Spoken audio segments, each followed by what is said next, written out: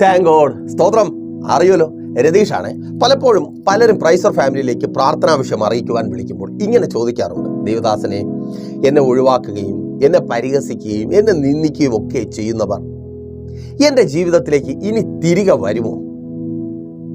എന്തിനാ വരുന്നതെന്നോ? അത് സ്വാഭാവികമായിട്ടും ഉണ്ടാകാവുന്ന ഒരു സംശയമാണ്. നിങ്ങളൊന്ന് ചിന്തിച്ചു നോക്കിയേ, നിങ്ങളുടെ ജീവിതത്തിൽ ഒഴിവാക്കലും പരിഹാസവും നിന്ദയും ഒക്കെ സഹിക്കേണ്ടി വന്നിട്ടുണ്ടെങ്കിൽ അത് ആരിൽ നിന്നാണ്? പാകിസ്ഥാനിൽ നിന്നോ അഫ്ഗാനിസ്ഥാനിൽ നിന്നോ ആണോ? തൊട്ടടുത്ത സ്റ്റേറ്റുകാരനിൽ നിന്നോ തൊട്ടടുത്ത നാട്ടുകാരനിൽ നിന്നോ? എന്തിന് തൊട്ടടുത്ത വീട്ടുകാരനിൽ നിന്നാണോ നിങ്ങൾ ഏറ്റവും അധികം നിരാശപ്പെട്ട ഭാരപ്പെട്ട ആ നിന്ദയും ഒഴിവാക്കലും വേദനയും ഉണ്ടായത്? അല്ല, പിന്നെ നിങ്ങളുടെ വീട്ടിനകത്ത് നിന്ന്, അല്ലെങ്കിൽ നിങ്ങൾക്ക് ഏറ്റവും വേണ്ടപ്പെട്ട നിങ്ങളുടെ സുഹൃത്തോ സഹോദരനോ ബന്ധുവായിരുന്നവരോ, ഇവരുടെയൊക്കെ വാക്കുകളാണ് നമ്മുടെ ഹൃദയത്തിൽ കൂർത്തുമൂർത്ത കത്തി തുളച്ച് കയറുന്നത് പോലെ തുളച്ച് കയറുകയും ആ മുറിവ് ഒരിക്കലും ഉണങ്ങാതെ രക്തം കിനിഞ്ഞുകൊണ്ടിരിക്കുകയും ചെയ്യുന്നത്. ഇന്ന് പലരുടെയും ഹൃദയത്തിൽ നിന്ന് ആ രക്തം കിനിഞ്ഞുകൊണ്ടിരിക്കുക, വേദനപ്പെടുത്തുന്നുണ്ട്. അവരങ്ങനെ പറഞ്ഞല്ലോ, എന്നാലും എന്നെ മാറ്റി നിർത്തിയല്ലോ. കൂടെ കാണുമെന്ന് വിചാരിച്ചവർ, ഒപ്പം കാണുമെന്ന് കരുതിയവർ ഇല്ലേ? അപ്പോ അവരില്ലാത്ത ജീവിതം തീർച്ചയായും ഇങ്ങനെ പറയുവാൻ ഞാൻ ആഗ്രഹിക്കുന്നു, ഉപ്പില്ലാത്ത കഞ്ഞി പോലെയാണ്. വലിയ പാടാ. ഇവരൊക്കെ വേണം, നമ്മുടെ ബന്ധുക്കളും ചാർച്ചക്കാരും സുഹൃത്തുക്കളും ഒക്കെ വേണം. അപ്പോൾ അത് സംഭവിക്കുമോ? ആ ചോദ്യത്തിനൊപ്പം തന്നെ ഒരു ഭയവും ഉണ്ട്. ഇവരിനി മടങ്ങി വന്നാൽ പഴയ പരിപാടി തന്നെ നടത്തുമോ? അതായത് ഈ നിന്ദയും ഒഴിവാക്കലും അപമാനവും ഒക്കെ തന്നെയാണോ മടങ്ങി വന്നാലും ഇവരിൽ നിന്നുണ്ടാകുന്നത്? അപ്പോൾ അതേക്കുറിച്ചാണ് ദൈവകൃപയിൽ ആശ്രയിച്ച് ഇന്ന് പകലിൽ അല്പമായി നാം ധ്യാനിക്കുവാനായി പോകുന്നത്. ഒന്ന്, അങ്ങനെ നിന്ദിച്ച, അവഗണിച്ച, ഒഴിവാക്കിയ നമ്മുടെ പ്രിയപ്പെട്ടവർ മടങ്ങി വരുമോ? അവർ മടങ്ങി വന്നാലും അവരുടെ പഴയ സ്വഭാവം തന്നെ നമ്മോട് കാണിക്കുമോ? അതേക്കുറിച്ച് ധ്യാനിക്കുന്നതിന് വേണ്ടി വിശുദ്ധ വേദപുസ്തകത്തിൽ നിന്ന് നിങ്ങളുടെ ശ്രദ്ധയ്ക്കായി ഒരു വാക്യം ഞാൻ വായിക്കാം. ശമൂവേൽ പ്രവാചകന്റെ 2-ാമത്തെ പുസ്തകം 1-ാം അധ്യായം അതിൻ്റെ 1-ാമത്തെ വാക്യത്തിൽ ഇങ്ങനെ രേഖപ്പെടുത്തിയിരിക്കുന്നു: ശൗൽ മരിക്കുകയും ദാവീദ് അമാലേക്യരെ സംഹരിച്ച് മടങ്ങി വന്ന് സിഗ്ലാഗിൽ 2 ദിവസം പാർക്കുകയും ചെയ്ത ശേഷം. ദാവീദ് ഒരു ഇൻട്രൊഡക്ഷന്റെ ആവശ്യമില്ല, ഒരു യാത്രയിലാണ്. നമ്മുടെ എല്ലാം ജീവിതത്തിൽ ഒരു യാത്രയുണ്ട്. പലരും പെട്ടെന്ന് പറയും കാവ്യാത്മകമായി നമ്മളെല്ലാം മരണത്തിലേക്ക് യാത്ര ചെയ്യുന്നവരാണ്. ഞാൻ അതേക്കുറിച്ചല്ല പറഞ്ഞത്. നമ്മുടെ ആഗ്രഹങ്ങളും സ്വപ്നങ്ങളും ലക്ഷ്യങ്ങളും പ്രാപിച്ചെടുക്കുവാൻ നാം ഓടുകയും നടക്കുകയും ഇഴയുകയും ഒക്കെ ചെയ്യുന്ന യാത്ര. ഒരു ഭക്തനെ സംബന്ധിച്ച് ആ യാത്രയെ ഇങ്ങനെ പറയുവാൻ ഞാൻ ആഗ്രഹിക്കുന്നു: ദൈവം നമുക്ക് മുമ്പിൽ ഒരുക്കിയിട്ടുള്ള ആ ലക്ഷ്യങ്ങളെ പ്രാപിച്ചെടുക്കുവാൻ മുമ്പിലുള്ള തടസ്സങ്ങളെ തള്ളി മാറ്റി തച്ച് തകർത്ത് മുമ്പോട്ട് പോകുന്ന യാത്ര. അപ്പോൾ അങ്ങനെ ദൈവം തനിക്ക് മുമ്പിൽ ഒരുക്കിയിട്ടുള്ള, അതായത് ദാവീദിന് മുമ്പിൽ ഒരുക്കിയിട്ടുള്ള വാഗ്ദത്തത്തിലേക്ക് എത്തിച്ചേരുവാനുള്ള യാത്രയിലാണ് ദാവീദും ഒപ്പമുള്ളവരും. അപ്പോൾ അവരുടെ യാത്രയുടെ മധ്യേ, അപ്പോൾ യാത്ര എവിടേക്കാണ് ആദ്യമേ പറയാം. യാത്ര ദാവീദിനെ ദൈവം വിളിച്ചത് ഒരാട്ടിടയനായിരിക്കുമ്പോഴാണ്. എന്തിനാണ് വിളിച്ചത്? ആട്ടിടയന്മാരുടെ സംഘത്തലവനാക്കാനല്ല, ഞാൻ മുമ്പും പറഞ്ഞതുപോലെ രാജാവാക്കി മാറ്റുവാനാണ്. കാനന മധ്യത്തിൽ നിന്ന് കനക സിംഹാസനത്തിലേക്ക് പ്രൊമോട്ട് ചെയ്യുവാനാണ് ദൈവം ദാവീദിനെ വിളിച്ചത്. ഈ പകലും എന്നെ കേൾക്കുന്ന പ്രിയരെ, നിങ്ങളെ ദൈവം വിളിച്ചിട്ടുണ്ട്, ആ വിളി നിങ്ങൾ കേട്ടിട്ടുണ്ട് എങ്കിൽ, അയ്യോ ശരിയാണോ ദേവദാസനെ, എന്നെ വിളിച്ചിട്ടുണ്ടോ? അങ്ങനെ ഒരു സംശയം നിങ്ങൾക്കുണ്ടെങ്കിൽ, നിങ്ങളെ ദൈവം വിളിച്ചിട്ടുണ്ട്. അവൻ വിളിച്ചത് കൊണ്ടാണ് അവനാൽ നയിക്കപ്പെടുന്നവനൊപ്പം നിങ്ങളായിരിക്കുന്നത്. അതേ, പ്രൈസർ ഫാമിലിക്കൊപ്പം നിങ്ങളായിരിക്കുന്നത് നിങ്ങളെ കർത്താവ് വിളിച്ചത് കൊണ്ടാണ്. വിളിച്ചത് എന്തിനെന്ന് ചോദിച്ചാൽ, നിങ്ങളായിരുന്ന ആ കാനന മധ്യത്തിൽ നിങ്ങളുടെ ജീവിതം ഒതുങ്ങിപ്പോകുവാനോ ആ കാനന മധ്യത്തിൽ തന്നെ അത് തീർന്നു പോകുവാനോ അല്ല, അവിടെ നിന്ന് നിങ്ങൾ ഉയരുവാൻ, തളരുവാനല്ല, വളർത്തുവാനത്രേ ദൈവം വിളിച്ചത്. കാനനത്തിൽ നിന്ന് കനക സിംഹാസനത്തിലേക്ക്, അതേ കാട്ടിൽ നിന്ന് നാട്ടിലേക്ക്. ഈ പകലിലും എന്നെ കേൾക്കുന്ന സഹോദര, നിന്നെ കർത്താവ് വിളിച്ചത് നീ ആയിരുന്ന ആ സ്ഥാനത്ത് ആ ഇല്ലായ്മകളും പരിവേദനങ്ങളും പരാതികളും പറഞ്ഞ് നിന്റെ ജീവിതം ഒടുങ്ങിപ്പോകുവാനല്ല, ചിലത് പ്രാപിക്കുന്നവനായി, ചിലത് ഉള്ളവനായി നീ മാറുവാൻ, അതേ നീ വളരുവാൻ, നീ വർദ്ധിക്കുവാൻ ദൈവം നിന്നെ വിളിച്ചിരിക്കുന്നു. അതേ സഹോദരി, ആമേൻ, നിന്നെ വിളിച്ചതേ പരാതി പറഞ്ഞും ഭർത്താവിനെ കുറിച്ച് അത് പറഞ്ഞും ഇത് പറഞ്ഞും ഭാര്യയെക്കുറിച്ച് അങ്ങനെ പറഞ്ഞും ഇങ്ങനെ പറഞ്ഞും അങ്ങനെയാ ജീവിതം അങ്ങനെ ആയിപ്പോയി. അങ്ങനെ പരാതി പറഞ്ഞ് നിന്റെ ജീവിതം ഒടുങ്ങിപ്പോകുവാനല്ല, അവിടെ നിന്ന് നിന്നെ ഉയർത്തുവാനാ. പരാതി പറയുന്നവനിൽ നിന്ന് പരാതി കേൾക്കുന്നവനായി. ഓ താങ്ക് യു ലോർഡ്. കാനന മധ്യത്തിൽ പറയുവാൻ ഒരുപാട് പരാതികൾ കാണും, പരാതികൾ കണ്ടേക്കാം. സിംഹം വരുന്നുണ്ട്, കരടി വരുന്നുണ്ട്, സമയാസമയം ആഹാരം കിട്ടുവാൻ പാടാണ്, ആടുകൾ പറഞ്ഞാൽ കേൾക്കുന്നില്ല. ആടുകളുടെ ഒരു കുഴപ്പമാണ് കേട്ടോ. പക്ഷെ ഇപ്പുറത്ത് പരാതി കേൾക്കുന്നവനായി മാറുകയാണ്. ഓ സ്തോത്രം. നിന്നോട് തന്നെ ദൂത സഹോദരി, പലരോടും പരാതി പറഞ്ഞു മടുത്തു, എൻ്റെ ജീവിതം ഇങ്ങനെ ആയിപ്പോയി, ഇതിൽ നിന്ന് എനിക്ക് പുറത്തു വരുവാൻ കഴിയത്തില്ല. പരാതി പറഞ്ഞ് മടുത്തായിരിക്കുന്ന നീ പലരുടെയും പരാതി കേൾക്കുവാൻ പോകുക. വെറുതെ കേൾക്കുകയല്ല, അതിന് പരിഹാരം നിർദ്ദേശിക്കുക. ഓ താങ്ക് യു ലോർഡ്. നസ്രനായ യേശുവിലൂടെ തകർന്നുകൊണ്ടിരിക്കുന്ന അനേക കുടുംബങ്ങൾക്ക് പരിഹാരം നിർദ്ദേശിക്കുന്നവനായി എൻ്റെ കർത്താവ് നിന്നെ കണ്ടിട്ടുണ്ട്. എന്തുകൊണ്ട് എൻ്റെ ജീവിതത്തിൽ ഈ തകർച്ചയുടെ കാനനം കടന്നു വന്നു എന്ന് നീ ചോദിച്ചായിരിക്കുന്നുവെങ്കിൽ തിരിച്ചറിയ സഹോദര സഹോദരി, തകരുന്ന അനേകരുടെ പരാതി നീ കേൾക്കുവാനുണ്ട്. ഞങ്ങൾ ഒരു കാലത്ത്, ഞാൻ തന്നെ ഒരു കാലത്ത് അങ്ങനെ ആയിരുന്നു, പരാതി പറയുന്നവനായിരുന്നു. ഒരു കുടുംബ ജീവിതത്തിലേക്ക് ഞങ്ങൾ പ്രവേശിച്ചു. സന്തോഷത്തോടെയാണ് തുടങ്ങിയത്. എന്നാൽ മുൻപോട്ട് പോകുകയിൽ ആ സന്തോഷം അനുഭവിക്കുവാൻ കഴിയുന്നില്ല. ഇതെന്തുകൊണ്ട് ഇങ്ങനെ ആയിത്തീരുന്നു? എന്നെക്കാൾ പരാതി എൻ്റെ ഭാര്യയ്ക്കായിരുന്നു. എന്നെക്കുറിച്ച് കേട്ടോ, എനിക്ക് വലിയ പരാതികൾ ഇല്ലായിരുന്നു. മാന്യമായി ചിന്തിച്ചാൽ ആ പരാതി പറയുന്ന സ്ഥാനം ഇന്ന് അനേകരുടെ, നിങ്ങളിൽ പലരുടെയും ഉൾപ്പെടെ പരാതി കേൾക്കുന്ന സ്ഥാനമായി മാറി. കർത്താവ് വിളിച്ചത് അങ്ങനെ കിടന്ന് പരാതി പറഞ്ഞുകൊണ്ടിരിക്കുവാനല്ല. ഞാനൊരു വശത്ത് പരാതി പറയുന്നു, എൻ്റെ ഭാര്യ മറ്റൊരു വശത്ത്. അതല്ല കർത്താവ് ആഗ്രഹിക്കുന്നത് പരാതി കേൾക്കുകയും പരിഹാരം നിർദ്ദേശിക്കുകയും ചെയ്യുന്ന ഒരു സ്ഥാനത്തേക്കുള്ള വളർച്ച. ഓ ശമ്പളം കിട്ടുന്നില്ല, എന്നെ ഇവിടെ നിർത്തുന്നില്ല, ഇത് നീ പറഞ്ഞത് മതി, നിന്നോട് അനേകർ പറയുവാൻ പോകുക. ദൂത ഏറ്റെടുത്ത് പ്രാർത്ഥിക്ക്. ഓ സ്തോത്രം. മാതാവേ പിതാവേ, മക്കളെ കുറിച്ച് നിന്നെ കാണുമ്പോൾ പലർക്കും പേടിയാ. ഇവളെ കണ്ടാൽ പോക്കാം. മക്കളെ കുറിച്ച് അവർക്ക് പരാതി മാത്രമേ ഉള്ളൂ. പലപ്പോഴും നമുക്കും പേടിയാ, അവരിനി എന്താ നമ്മുടെ തലമുറകളെ കുറിച്ച് പറയുന്നത്. പരാതി കേട്ടും പറഞ്ഞും അയ്യോ ഒരു വല്ലാത്ത അവസ്ഥയല്ലേ. എന്ന കർത്താവ് പറയുക, അനേക അമ്മയപ്പന്മാർ നീ ഇന്ന് പറഞ്ഞുകൊണ്ടിരിക്കുന്നത് പോലെ നിന്നോട് അവരുടെ മക്കളെ കുറിച്ച് പരാതി പറയുവാൻ പോകുക. അപ്പോ ഇന്ന് നീ അനേകരോട് പരാതി പറയുമ്പോൾ അവർ കേട്ട് പരിഹസിക്കുന്നത് പോലെ പരിഹസിക്കുവാനല്ല നിന്നെ എൻ്റെ കർത്താവ് വിളിച്ചത്, അതിന് പരിഹാരം നിർദ്ദേശിക്കുവാനാ. Thank you lord. ഓ യേശുവിൻ നാമത്തിൽ തിരിച്ചറിയുന്നവർ ഏറ്റെടുത്ത് പ്രാർത്ഥിച്ചോ. ആമേൻ.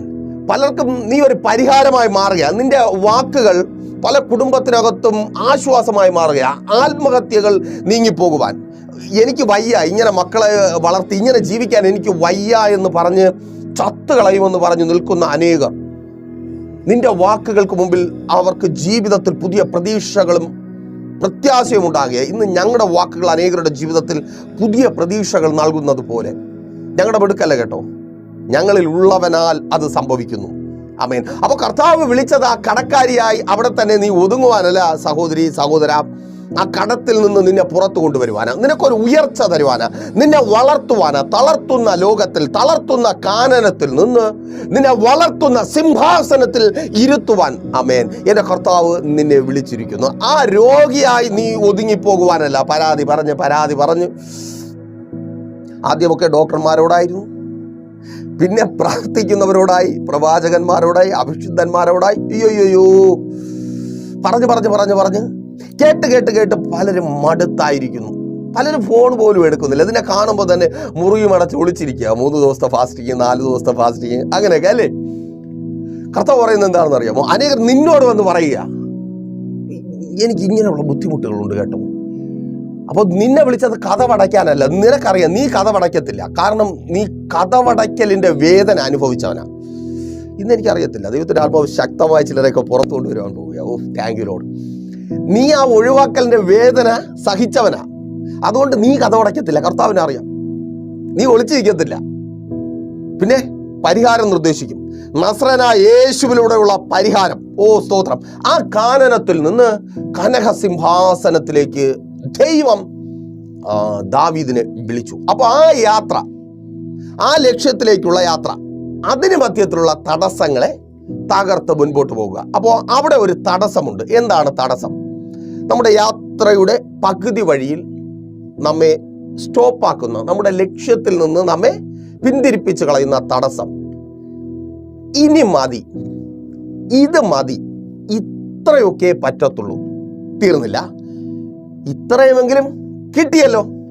ഏത്? കിട്ടിയതിൽ സന്തോഷിക്കണ്ടേ? ശരിയാണ്, ഉള്ളതിൽ സന്തോഷിക്കണം. സിക്ലാഗ് സന്തോഷിക്കുവാൻ പറ്റിയ സ്ഥലമാണ്.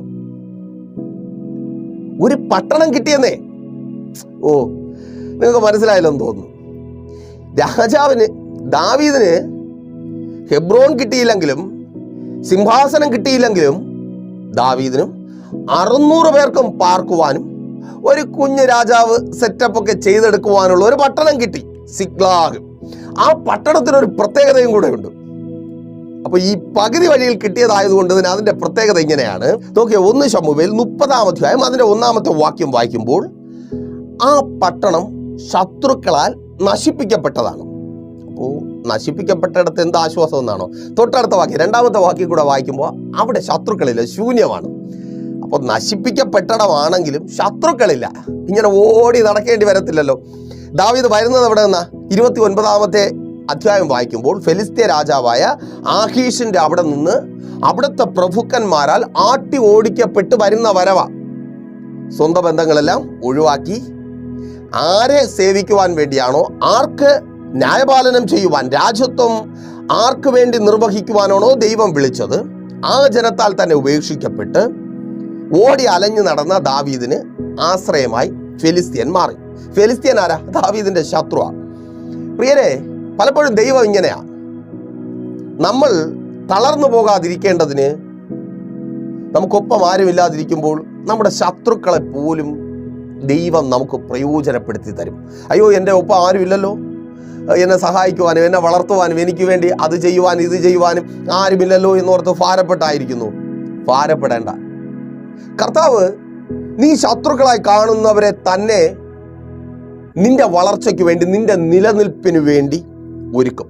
പുറപ്പാട് പുസ്തകം പരിശോധിക്കുമ്പോൾ നമുക്ക് അതവിടെ വ്യക്തമായി മനസ്സിലാക്കുവാനായിട്ട് കഴിയും. ആരാണോ ദൈവജനത്തിന് വിരോധമായി പദ്ധതികൾ തയ്യാറാക്കുകയും മന്ത്രവാദികളുടെ വാക്കുകൾ കേട്ട് അവരെ തകർക്കുവാൻ, നിർമൂലനാശം ചെയ്യുവാൻ പദ്ധതി ഒരുക്കുകയും ചെയ്തത്. അപ്പോൾ സ്വാഭാവികമായിട്ട് നിങ്ങൾക്കൊരു സംശയം വരും, ദൈവദാസനെ, ഞങ്ങൾ പുറപ്പാട് പുസ്തകം വായിച്ചപ്പോൾ നിർമൂലനാശം ഇല്ലല്ലോ, ആൺകുഞ്ഞുങ്ങളെ മാത്രമല്ലേ കൊല്ലാൻ പറയുന്നുള്ളൂ. അതേന്നെ, ആൺകുഞ്ഞുങ്ങളെ കൊന്ന നിർമൂലനാശമായില്ലേ? പെണ്ണുങ്ങൾക്ക് മാത്രമായിട്ട് എത്ര കാലം ആ വംശത്തിൽ നിലനിൽക്കുവാൻ കഴിയും? ബുദ്ധിയാ. ആമേൻ. പലതും ശത്രു ചെയ്യുമ്പോൾ അതിന് പിന്നിൽ ഒരുപാട് ബുദ്ധിയുണ്ട്. നിസ്സാരമായിട്ട് കാണണ്ട. ചിലതിനെയൊക്കെ കൈവശമാക്കി വച്ചിരിക്കുമ്പോൾ, ചിലതിന് മേലൊക്കെ അവകാശവാദം പറയുമ്പോൾ, ചിലത് ഞങ്ങളുടേതാണെന്ന് ശത്രു പറയുമ്പോൾ നീ തിരിച്ചറിയ്, ബുദ്ധിയുണ്ടേ.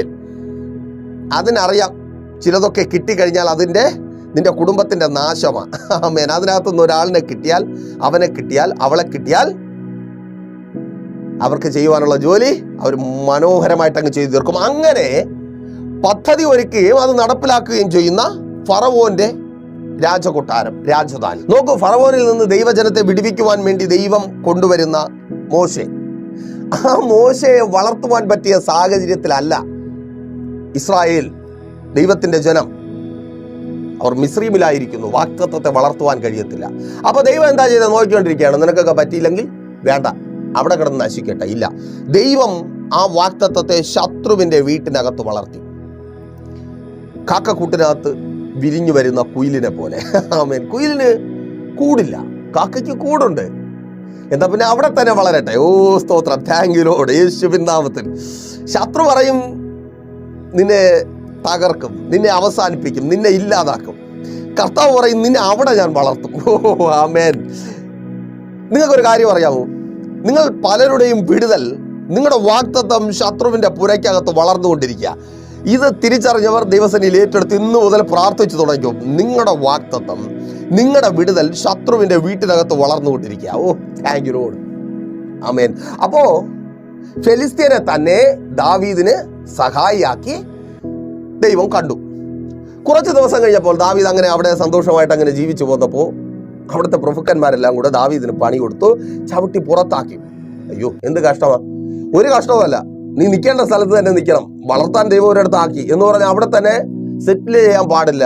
നിനക്ക് വേണ്ടി ദൈവം കണ്ടിരിക്കുന്നിടത്ത് നീ വരേണ്ടിയിരിക്കുന്നു. അപ്പോൾ അവൻ പുറത്തായി. ആ വേദനയും നിരാശയും. ഇവിടെ വന്നപ്പോ ഏതാ? ശൂന്യമായൊരു പട്ടണം. ശത്രുക്കളുമില്ല, ആരുമില്ല. നിന്ദിക്കാനും അവഗണിക്കാനും ഒഴിവാക്കാനും ഒന്നും ആരുമില്ല. ഇനി ഒരു ചെറിയ രാജ്യത്വം സെറ്റപ്പ് ചെയ്തെടുക്കാം. അങ്ങനെ ഒരു സ്ഥലത്ത് എത്തിച്ചേർന്നു നമ്മുടെ ദാവീദ്. അവിടെ എങ്ങനെ നിൽക്കുക? ഇതാണ് വാഗ്ദത്തത്തിൽ നിന്ന് നമ്മെ തടസ്സപ്പെടുത്തുന്നത്. സിക്ലാഗ്. ദൈവം ദാവീദിനെ വിളിച്ചത് സിക്ലാഗിലേക്കല്ല, ഹെബ്രോനിലേക്കാണ്.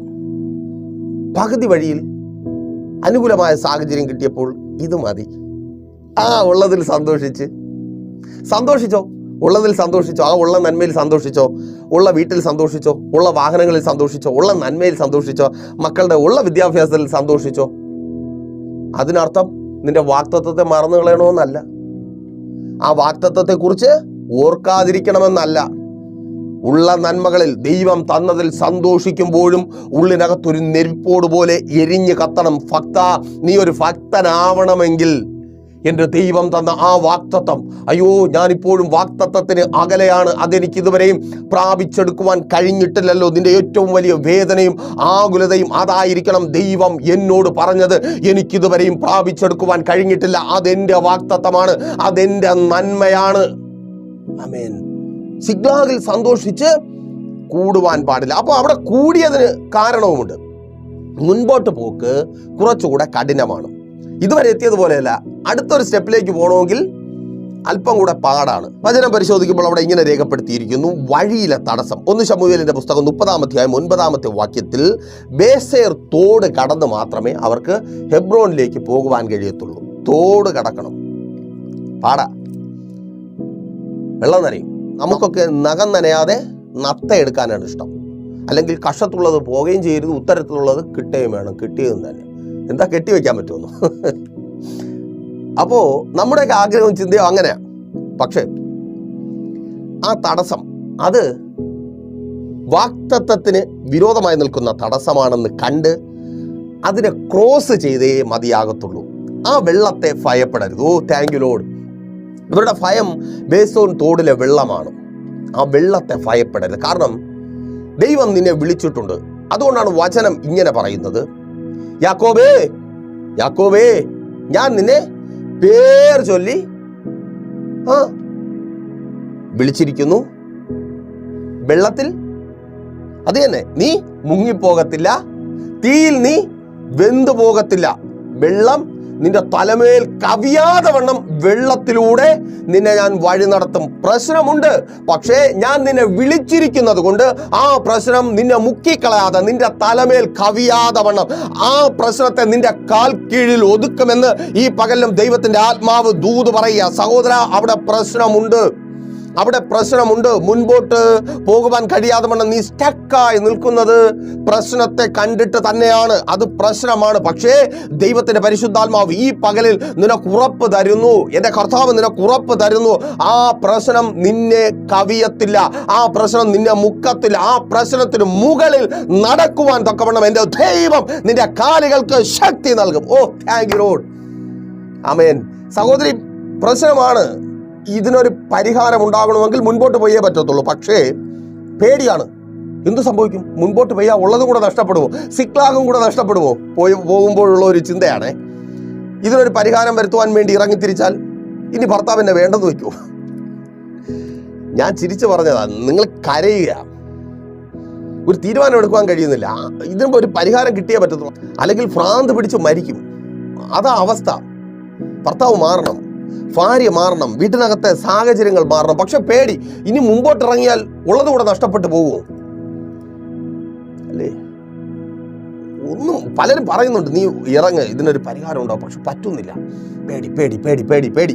ഇപ്പോൾ യേശുവിൻ നാമത്തിൽ ആ പേടി വിട്ടുമാറട്ടെ. സിക്ലാഗിൽ തളച്ചിരുന്ന പേടി വിട്ടുമാറട്ടെ. നടന്നു തുടങ്ങ് ഹെബ്രോനിലേക്ക്. ആമേൻ. അപ്പോൾ ഞാനിനിയിപ്പോൾ ചോദിച്ചാൽ, ശമ്പളം കൂട്ടി ചോദിച്ചാൽ ഞാൻ ആ പ്രൊമോഷനെ കുറിച്ച് പറഞ്ഞാൽ എൻ്റെ ഉള്ള ജോലിയും കൂടെ കളഞ്ഞിട്ട് അവർ പറഞ്ഞു വിടുമോ? പേടി. മക്കളോടെ പറഞ്ഞാൽ ഇപ്പം തന്നെ അവന്മാർ പറഞ്ഞാൽ കേൾക്കുന്നില്ല. ഇനി ഞാൻ കൂടുതൽ പറയാൻ പോയി അവന്മാർ പോയാലോ? ഇതാ ഏറ്റവും വലിയ ദുരന്തം കേട്ടോ. എപ്പോഴാ നിങ്ങളുടെ മക്കൾ നിങ്ങൾ ആഗ്രഹിക്കുന്നത് പോലെ അല്ലെങ്കിൽ സമൂഹത്തിന് കൊള്ളാകുന്നവരായി ജീവിക്കുന്നതെന്ന് ചോദിച്ചാൽ അവർ നിങ്ങളെ ഭയപ്പെടുന്നത് വരെ. എപ്പോൾ നിങ്ങൾ നിങ്ങളുടെ തലമുറകളെ ഭയപ്പെടുവാൻ തുടങ്ങുമോ അപ്പോൾ മുതൽ അവർ പിശാചിന്റെ വഴികളിൽ നടക്കുവാൻ തുടങ്ങും.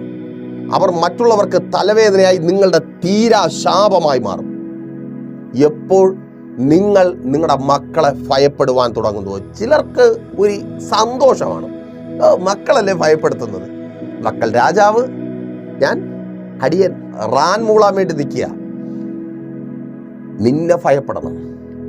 നീ അമ്മയാണെങ്കിൽ, നീ അപ്പനാണെങ്കിൽ, നിന്റെ ജീവിതം മുഴുവൻ നീ മാറ്റിവെച്ച്, നിന്റെ സന്തോഷവും നിന്റെ നല്ലതും എല്ലാം മാറ്റിവെച്ച് മക്കൾക്ക് വേണ്ടി നീ ജീവിച്ചെങ്കിൽ മക്കൾ നിന്നെ ഭയപ്പെടണം. അത് അവർക്ക് ദോഷത്തിനല്ല, അവരുടെ നന്മയ്ക്ക് വേണ്ടി, നല്ലതിനു വേണ്ടി. പറയാനുള്ളത് പറയണം. അയ്യോ എൻ്റെ മക്കൾ എന്തെങ്കിലും ചെയ്തു, എന്ത് ചെയ്യാൻ? ആമേൻ. എൻ്റെ കുഞ്ഞിനെ ഞാൻ അടിക്കാൻ പിടിക്കുമ്പോൾ എൻ്റെ ഭാര്യയുടെ അമ്മയ്ക്ക് ഒരുപാട് സങ്കടത്തോടെ പരാതി പറയും. എന്തിനാ അവനെ അടിക്കാൻ പിടിക്കുന്നു? വയ്യാത്ത ചെറുക്കനല്ലേ. ഞാൻ പറയും, ഇപ്പോൾ ആൺകുട്ടിയാ, ഞാൻ അടിച്ചാൽ എനിക്ക് ആശ്വസിപ്പിക്കാനും അറിയാം. പക്ഷേ ഞാനിപ്പോൾ അടിച്ചില്ലെങ്കിൽ നാളെ അവനെ നാട്ടുകാരടിക്കും. ഞാൻ വളർന്ന ലോകമാണ്. അവരാശ്വസിപ്പിക്കത്തില്ല, എനിക്ക് ആശ്വസിപ്പിക്കുവാനുള്ള സാഹചര്യം ഒന്നും കാണത്തില്ല. അതുണ്ടാകാതിരിക്കുവാൻ ഞാൻ തന്നെ അടിക്കും. ആമേൻ. നമ്മൾ പറയാനുള്ളത് നമ്മൾ തന്നെ പറയുക. പേടിയാ, അയ്യോ എൻ്റെ മക്കളോട് അങ്ങനെ പറഞ്ഞാൽ, അവരോട് അതിനെക്കുറിച്ച് സംസാരിച്ചാൽ എന്തായിത്തീരും, എങ്ങോട്ട് പോകും? ഇന്നത്തെ പിള്ളേരെ ഒന്നും അറിയത്തില്ല. എന്തിനാന്നേ പേടിക്കുന്നേ? പറയാനുള്ളത് പറയും. അപ്പൊ എന്ത് സംഭവിക്കും? പേടി നഷ്ടപ്പെട്ടു പോവോ? ഇനിയിപ്പോ അവരോട് ഒരു അവധി കൂടെ ചോദിച്ചാൽ ഇപ്പൊ നിൽക്കുന്നത് പോലെ പോലും നിൽക്കാതിരിക്കുമോ? കടം. പ്രിയരെ, നിങ്ങളുടെ ഉറപ്പുള്ളൊരു വാക്കാണ് നിങ്ങൾക്ക് എത്ര വേണമെങ്കിലും സമയം നീട്ടി തരുവാൻ തക്കവണ്ണം നിങ്ങൾ കടം വാങ്ങിയിരിക്കുന്നവരെ പ്രേരിപ്പിക്കുന്ന പ്രേരണാ ഘടകം. നിങ്ങൾ കരയുമ്പോഴൊന്നും അല്ല, നിങ്ങൾക്ക് ഉറപ്പോടെ പറയുവാൻ കഴിയണം, ഞാൻ തരും. നിങ്ങൾക്ക് ആത്മവിശ്വാസം ഉണ്ടെങ്കിൽ നിങ്ങൾക്ക് സമയം നീട്ടിത്തരും, കൊടുത്തു തീർക്കുവാനുള്ള സമയം നീട്ടിത്തരും. നിങ്ങളിൽ അവർ വിശ്വസിക്കും. പറയുവാൻ കഴിയണം. എന്തിനാ പേടിക്കുന്നത്? നിങ്ങളിങ്ങനെ ടെൻഷൻ അടുപ്പിച്ച് എനിക്ക് ഹാർട്ട് അറ്റാക്ക് വന്ന് ഞാൻ തട്ടിപ്പോയാൽ ഈ പൈസ എവിടെ നിന്ന് കിട്ടും ചോദിക്കാൻ പറ്റണം. സാഹചര്യം ഇങ്ങനെ ആയിപ്പോയി. ഉപദ്രവിക്കുവാനോ ദ്രോഹിക്കുവാനോ അല്ലല്ലോ, കൊടുക്കുമല്ലോ. അല്ലാതെ മനഃപൂർവ്വം അവരെ ദ്രോഹിക്കണമെന്ന് വെച്ച് നിങ്ങൾ ചെയ്തതാണോ? എല്ലാവരും അനുഭവിക്കുന്ന കഷ്ടം നിങ്ങളുടെ ജീവിതത്തിലും കടന്നു വന്നു, തകർച്ച കടന്നു വന്നു. ആ ബാധ്യതയിൽ നിന്ന് പുറത്തു വരുവാൻ സംസാരിക്കേണ്ടവരോട് സംസാരിക്ക്, സഹായിക്കേണ്ടവരോടാണെങ്കിൽ സംസാരിക്ക്. അവർ തട്ടിക്കളയും, അത് പിന്നീടല്ലേ. ആമേൻ. അപ്പോ എന്തായിത്തീരും? പേടിയാണ്. ആമേൻ. ആ തീ നിന്റെ മേൽ പടർന്ന് കയറത്തില്ല. ഓ താങ്ക് യു ലോർഡ്. ആ പുറപ്പാട് പുസ്തകത്തിന്റെ 3-ാം അധ്യായത്തിൽ തീ കത്തുന്നുണ്ട്, പക്ഷെ മുൾപ്പടർപ്പ് വേഗുന്നില്ല. തീയൊക്കെ കത്തും, വേഗത്തില്ല.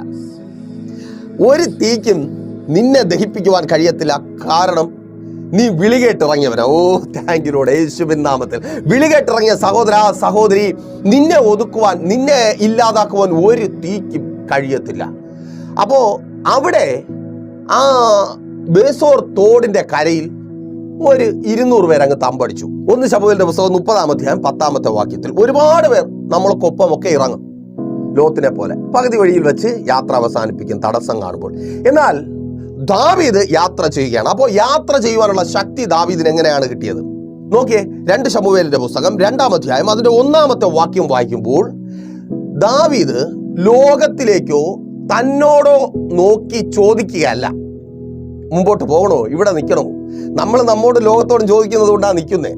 ലോകം പറഞ്ഞു തരും, ഇത്രയൊക്കെ മതി, ഇത്രയിൽ കൂടുതലൊന്നും നീ പ്രതീക്ഷിക്കണ്ട. പക്ഷെ ദാവീദ് ദൈവത്തിങ്കിലേക്ക് നോക്കി. ദൈവം പറയുക, എടാ അവിടെ നിന്ന് മര്യാദയ്ക്ക് പോടാ, നിന്നെ ഞാൻ എവിടെ കൊണ്ടിരുത്താനാ വിളിച്ചേ, നിന്നെ ഞാൻ എവിടെ കൊണ്ടെത്തിക്കാമെന്നാ പറഞ്ഞേ? എബ്രോനല്ലേ, നീ ഇപ്പൊ എവിടെയാ നിൽക്കുന്നേ? സിർഗ്ലാഗല്ലേ, കണ്ണു തുറന്ന് നോക്ക്, പൊയ്ക്കോ അവിടെ നിന്ന്. ഇതാണ് ദൈവത്തോട് ചോദിച്ചാലുള്ള ഗുണം. ദൈവത്തോട് ചോദിക്ക്, നിങ്ങളുടെ വാഗ്ദത്തം നിങ്ങളുടേതായി തീരുവാൻ. അങ്ങനെ ബേസോർ തോട് കഴിഞ്ഞ് ഹെബ്രോനിലേക്ക് നടന്ന് കയറി തുടങ്ങിയപ്പോൾ എന്താ സംഭവിക്കുന്നത്? ശ്രദ്ധിച്ചോ, 2 ശമൂവേലിന്റെ പുസ്തകം 2-ാം അധ്യായം 4-ാമത്തെ വാക്യത്തിൽ ഈ ഒഴിവാക്കിയവരെല്ലാം, നമ്മുടെ ചോദ്യത്തിന്റെ ഉത്തരമാണ്, ദാവീദിനെ ഒഴിവാക്കിയ പ്രിയപ്പെട്ടവരും ബന്ധുക്കളും ദാവീദിൽ നിന്ന് അനുഗ്രഹം പ്രാപിക്കേണ്ടവരും ദാവീദിനാൽ ഭരിക്കപ്പെടേണ്ടവരും ഒരുമിച്ച് കടന്നു വന്ന് സിംഹാസനത്തിലേക്ക് ആനയിക്കുന്നു. Thank you lord. ആ പ്രിയപ്പെട്ടവർ മടങ്ങി വരിക ദാവീദിനെ കൊണ്ടുപോകാൻ വേണ്ടി. നീ ദൈവം നിന്റെ മേൽ വച്ചിരിക്കുന്ന വാഗ്ദത്തത്തിലേക്ക് നടന്നു കയറുവാൻ തടസ്സങ്ങളെ തള്ളിമാറ്റി മടിയില്ലാതെ ഭയപ്പെടാതെ മുൻപോട്ട് പോകുമെങ്കിൽ ഇന്ന് നിന്നെ പരിഹസിച്ച് അവഗണിച്ച് ഒഴിവാക്കുന്നവർ തന്നെ കടന്നു വന്ന് നിന്റെ സ്ഥാനത്തിലേക്ക് നിന്നെ കൊണ്ടുപോയിരുത്തും. ഭാര്യ എന്ന നിന്റെ സ്ഥാനത്തിൽ, ഭർത്താവ് എന്ന നിന്റെ സ്ഥാനത്തിൽ, അമ്മയപ്പൻ എന്ന നിന്റെ സ്ഥാനത്തിൽ, ആ ജോലിക്കാരൻ എന്ന നിന്റെ സ്ഥാനത്തിൽ, ആ സ്ഥാപനത്തിന്റെ ഓണർ എന്ന നിന്റെ സ്ഥാനത്തിൽ ശത്രു തന്നെ അല്ല, നിന്നെ അവഗണിച്ച നിന്റെ പ്രിയപ്പെട്ടവർ തന്നെ നിന്നെ കൊണ്ടുപോയിരുത്തും. അഭിഷേകം ചെയ്യുക. ആമേൻ. ദൈവം നിന്നോട് പറഞ്ഞതിലേക്ക് നീ നടക്കുവാൻ തയ്യാറാകുമ്പോൾ, അപ്പോ പേടിയോടെ വിളിക്കുന്നത് ആരാ? സിഗ്ലാഗിൽ നിൽക്കുന്നവരാ. വരുമോ? സിഗ്ലാഗിൽ അവർ വരത്തില്ല. നീ ഹെബ്രോനിലേക്ക് പോകണം. ആമേൻ. നിന്നെ അതിനാ വിളിച്ചേ. അപ്പോ റെഡിയാണല്ലോ വാഗ്ദത്തത്തിലേക്ക്. ദൈവം പറഞ്ഞ, ദൈവത്തിൽ നിന്ന് നിങ്ങൾ കേട്ട അവിടേക്ക് നടക്കുവാൻ മടിയില്ലാതെ നിങ്ങൾ തയ്യാറാകുക. അപ്പോൾ മെസ്സേജ് നിങ്ങൾക്ക് അനുഗ്രഹമായെന്ന് കരുതുന്നു. അനുഗ്രഹമായെങ്കിൽ എന്ത് ചെയ്യും? നടന്നു തുടങ്ങുക. 2, ഈ മെസ്സേജ് അല്ലെങ്കിൽ ഈ പ്രോഗ്രാമിലേക്ക് നിങ്ങൾ അറിയുന്നവരെ കൂട്ടിവരുത്തുക. അതുപോലെ തന്നെ ഒരു പ്രാർത്ഥനാ വിഷയമായി നിങ്ങൾ വളരെ ഭാരത്തോടെ ആയിരിക്കുന്നുവെങ്കിൽ പ്രൈസർ ഫാമിലിയിലേക്ക് നിങ്ങളുടെ പ്രാർത്ഥനാ വിഷയം അറിയിക്കുക. നമുക്ക് ഒരുമിച്ച് പ്രാർത്ഥിക്കാം. സിഗ്ലാഗ് അല്ല, ഹെബ്രോൻ, അവിടേക്ക് നിങ്ങളെ എത്തിക്കുവാൻ കർത്താവ് ഞങ്ങളെ പ്രയോജനപ്പെടുത്തും. അതുപോലെ ഈ മെസ്സേജ് നിങ്ങൾ കാണുവാൻ ഇടയായിരിക്കുന്നത് പ്രൈസർ ഫാമിലിയുടെ കുടുംബാംഗങ്ങളുടെ സപ്പോർട്ടും പ്രാർത്ഥനയുമാണ്. അപ്പോൾ അങ്ങനെ സപ്പോർട്ട് ചെയ്യുന്ന കുടുംബാംഗമാകുവാൻ, പ്രാർത്ഥിക്കുവാൻ നിങ്ങൾക്കും അവസരമുണ്ട്. അവർക്ക് വേണ്ടി നിങ്ങൾ പ്രാർത്ഥിക്കുക. ഇനിയും അവർ അനേകർക്ക് വേണ്ടി പ്രയോജനപ്പെടുവാൻ. എന്നാ കണ്ണടച്ചോ. ഞങ്ങളുടെ വിശ്വാസ കർത്താവേ, നല്ല ദൈവമേ, അനുഗ്രഹീതമായ ഈ നല്ല സമയത്തിനായി ഞങ്ങളങ്ങേ സ്തുതിക്കുന്നു. അടിയനൊപ്പമായിരിക്കുന്നവരെ അങ്ങയുടെ കരങ്ങളിൽ ഏൽപ്പിക്കുന്നു. പകുതി വഴിയിൽ പ്രിയപ്പെട്ടവർ, വേണ്ടപ്പെട്ടവർ, നന്മയായി മാറുവാനുള്ളവർ അവരിൽ നിന്ന് അകന്നുപോയി അവരെ അവഗണിച്ച് ഒഴിവാക്കി നിന്ദിച്ച് മാറി നിൽക്കുന്നു. ആ നിന്ദയും അപമാനവും മാറി അവരുടെ നന്മകളിലേക്ക് ദൈവം അങ്ങ് മടങ്ങി വരെ ഒരുക്കുന്ന കൃപയ്ക്കായി, ഉപേക്ഷിച്ചു പോയവരെ തിരികെ വരുത്തുന്ന കൃപയ്ക്കായി സ്തുതിക്കുന്നു. യേശുവിൻ നാമത്തിൽ ഇന്ന് പകലും അവരിൽ നിന്ന് പോയത് തിരികെ വരട്ടെ. ആരോഗ്യം തിരികെ വരട്ടെ. രോഗികൾ നസ്രനായ യേശുവിൻ നാമത്തിൽ സൗഖ്യമാകട്ടെ. പ്രാർത്ഥിച്ചാട്ടെ. ഉദര സംബന്ധമായി വെളിപ്പെട്ട് നിൽക്കുന്ന ആ രോഗം, താങ്ക് യു ലോർഡ്. രക്തസ്രവക്കാരി, നിന്റെ അടുക്കൽ യേശുവുണ്ട്. തൊട്. യേശുവിൻ നാമത്തിൽ ശക്തി വ്യാപരിക്കുക. മസിൽ ബലക്ഷയമാകുന്ന ആ രോഗം യേശുവിൻ നാമത്തിൽ സ്തോത്രം. സൗഖ്യം വ്യാപരിക്കുക, ബലം വ്യാപരിക്കുക. വിട്ടുമാറാത്ത ജലദോഷത്തിന്റെ അവസ്ഥ മാസങ്ങളായി അതുകൊണ്ട് ബുദ്ധിമുട്ട് അനുഭവിക്കുന്നു. യേശുവിൻ നാമത്തിൽ സൗഖ്യം വ്യാപരിക്കുക. സകല രോഗബന്ധനങ്ങളും, കുഞ്ഞുങ്ങളെ ജന്മനാൽ ബാധിച്ചിരിക്കുന്ന രോഗം, അത് മുഖാന്തരം ഭാരപ്പെടുന്ന മാതാപിതാക്കൾ സൗഖ്യമാകാം. കുടുംബജീവിതങ്ങൾ അനുഗ്രഹമായി മാറുവാൻ പ്രാർത്ഥിച്ചാട്ടെ. യേശുവിൻ നാമത്തിൽ ഭർത്താവ് മടങ്ങി വരുവാൻ, ഭാര്യ മടങ്ങി വരുവാൻ യേശുവിൻ നാമത്തിൽ അതങ്ങനെ സംഭവിക്കട്ടെ. തകർന്നു പോയത് പണിതുയർത്തപ്പെടട്ടെ. ജോലി സാഹചര്യങ്ങൾ പ്രതികൂലമായി ഭാരവും നിരാശയും അനുഭവിച്ചായിരിക്കുന്നവർ, തൊഴിൽ മേഖലകൾ അനുഗ്രഹമായി തീരട്ടെ. പുതിയ ജോലികൾ ലഭിക്കട്ടെ. യേശുവേ, ജോലികളില്ലാതെ ഭാരപ്പെടുന്നവർക്ക് അങ്ങ് ജോലികൾ നൽകണമേ. ലഭിക്കേണ്ട നന്മകൾ ലഭിക്കട്ടെ. വിദേശത്തും സ്വദേശത്തും തൊഴിൽ സംബന്ധമായി ഭാരപ്പെട്ടായിരിക്കുന്നവർ യേശുവിൻ നാമത്തിൽ വിടുതൽ അനുഭവിക്കട്ടെ. തലമുറകൾ അനുഗ്രഹമായി തീരട്ടെ. അവരുടെ ഭാവികൾ, അവരുടെ വിദ്യാഭ്യാസം, അവർക്ക് വേണ്ട നന്മകൾ ഒരുങ്ങപ്പെടട്ടെ. അടുക്കളയിലെ ദാരിദ്ര്യം മാറട്ടെ, ഇല്ലായ്മകൾ മാറട്ടെ. കൊടുത്തു തീർക്കുവാൻ വഴികൾ തുറക്കട്ടെ. ലഭിക്കേണ്ട നന്മകൾ ലഭിക്കട്ടെ. Thank you Lord. വാഗ്ദത്തങ്ങളിലേക്ക് ജനം നടത്തപ്പെടട്ടെ. മടി പിടിച്ച് കിടക്കുന്ന സിഗ്ലാഗിൽ നിന്നവർ പുറത്തു വരട്ടെ. ആ വാഗ്ദത്ത ഭവനം, ആ വാഗ്ദത്ത വാഹനം അതങ്ങനെ സംഭവിക്കട്ടെ. Thank you Lord. ബിസിനസ്സുകൾ അനുഗ്രഹമായി തീരട്ടെ. കച്ചവടങ്ങൾ അനുഗ്രഹമായി തീരട്ടെ. ഓട്ടമില്ലാതെ ഭാരപ്പെടുന്ന ഡ്രൈവർമാർ, അവർക്ക് സമൃദ്ധി ഉണ്ടാകട്ടെ. ലഭിക്കേണ്ട നന്മകൾ ലഭിക്കട്ടെ. തടഞ്ഞു വെക്കപ്പെടുന്ന അനുഭവങ്ങൾ മാറിപ്പോകട്ടെ. പിതാവിന്റെ പുത്രന്റെ പരിശുദ്ധാത്മാവിന്റെ നാമത്തിൽ ഈ ജനത്തെ ഇപ്പോൾ ഞങ്ങൾ അനുഗ്രഹിച്ചു പ്രാർത്ഥിക്കുന്നു. അനുഗ്രഹമാക്കി മാറ്റും യേശുവിൻ നാമത്തിൽ തന്നെ. ആമേൻ. അപ്പോൾ നിങ്ങളെ വിലയേറിയ അഭിപ്രായങ്ങളും നിർദ്ദേശങ്ങളും ഞങ്ങളെ അറിയിക്കുമല്ലോ. അടുത്ത ആഴ്ച ഇതേ സമയം ഇതേ ചാനലിലൂടെ വിടുതലിൽ നേരമെന്ന പ്രതിവാര വചന സന്ദേശവുമായി നാം ഒരുമിച്ചായിരിക്കും വരേക്കും. പ്രിയരെ, ഹാവ് എ നൈസ് ഡേ. പ്രീഷർ ഫാമിലി ഗ്ലോബൽ മിനിസ്ട്രിയുടെ വിശുദ്ധ സഭാരാധന എല്ലാ ഞായറാഴ്ചയും രാവിലെ 10 മണി മുതലും എല്ലാ വെള്ളിയാഴ്ചകളിലും ഉപവാസവും ഓൺലൈൻ മധ്യസ്ഥ പ്രാർത്ഥനയും രാവിലെ 11 മണി മുതലും ഞങ്ങൾ നിങ്ങൾക്കായി ലൈവിൽ പ്രാർത്ഥിക്കുന്നു. നിങ്ങളുടെ പ്രാർത്ഥനാ വിഷയങ്ങൾ കമന്റ് ചെയ്യുക. പ്രീഷർ ഫാമിലി ഗ്ലോബൽ എന്ന നമ്മുടെ യൂട്യൂബ് ചാനലിലൂടെ നിങ്ങൾ ലോകത്തിന്റെ ഏത് ഭാഗത്തായിരുന്നാലും ഞങ്ങൾക്കൊപ്പം ചേർന്ന് പ്രാർത്ഥിക്കുവാനും ആരാധിക്കുവാനും അവസരമുണ്ട്. നേരിട്ട് ആരാധനയിൽ പങ്കെടുക്കുവാനും വിടുതൽ പ്രാപിക്കുവാനും ആഗ്രഹിക്കുന്നവർ ഞായറാഴ്ച രാവിലെ കാർഷിക കോളേജിനടുത്ത് കാക്കാമുല ചാമ്പവിളയിലെ പ്രീഷർ ഫാമിലി വർഷിപ്പ് സെന്ററിലേക്കും ഞായറാഴ്ച വൈകുന്നേരം 3 മണിക്ക് നെയ്യാറ്റിൻകര അമരവിള താന്നിമൂട് സുമംഗലി ഓഡിറ്റോറിയത്തിന് സമീപമുള്ള MS പ്ലാസയിലേക്കും കടന്നു വരിക. നിങ്ങളുടേതായ ഒരു വിഷയത്തിനു വേണ്ടി പ്രാർത്ഥിക്കുവാനും കൗൺസിലിംഗിനുമായി സ്ക്രീനിൽ കാണുന്ന നമ്പറിൽ കോൺടാക്ട് ചെയ്യുക. നിങ്ങൾക്കും ഈ പ്രോഗ്രാം സ്പോൺസർ ചെയ്യുവാനും കർത്താവായ യേശുക്രിസ്തുവിന്റെ സുവിശേഷം അനേകരിലേക്ക് എത്തിക്കുവാനും അവസരമുണ്ട്. പ്രാർത്ഥനയോടെ വിളിക്കുക. ആമേൻ.